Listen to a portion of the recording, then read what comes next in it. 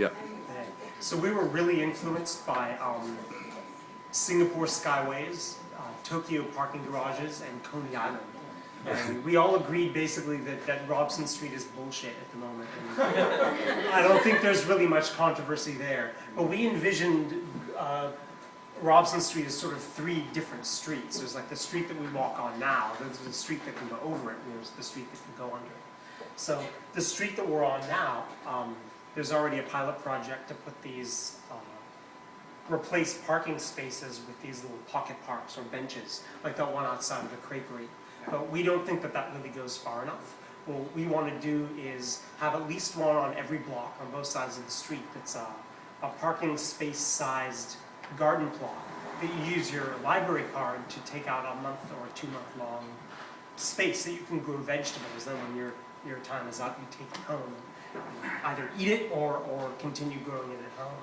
And that way it never quite gets static, and it always stays pretty and interesting. Also, we wanted to revamp the bus shelters so they're actually useful, like cover them and also have books on tape playing on them. So if you're standing inside the bus shelter, you get told the story while you're waiting for the bus to come. And the story is queued up to start at different times along the way, so that if you're commuting on foot, you can keep an ear to the ground for the stories you pass each bus shelter, so that you kind of at least get the gist of what's going on. And it was specified that sequels aren't played in opposite directions. So like one day you don't get spoilers in case that you missed the first album. And also we wanted to incorporate something that I saw in New York called the Swap-O-Matic.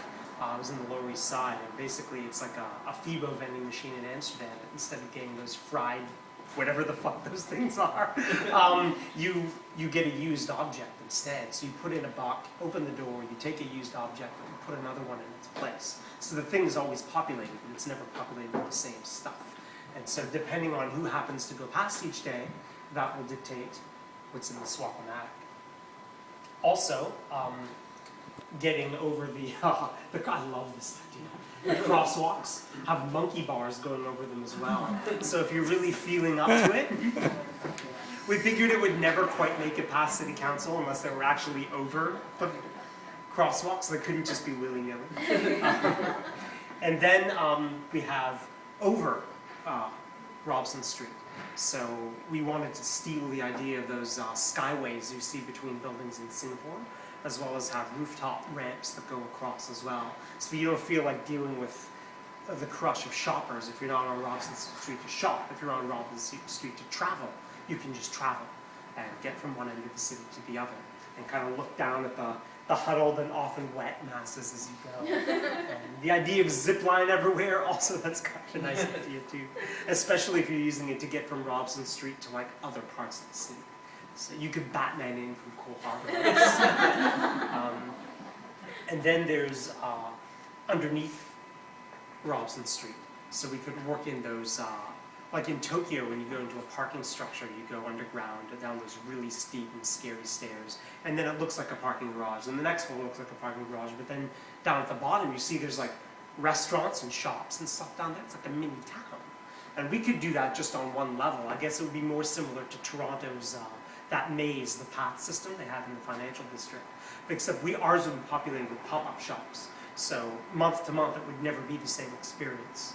And it would all be local businesses that would go down there and, change up your commute, because just like you never like to go the same way home, it kind of keeps you fresh to do it differently.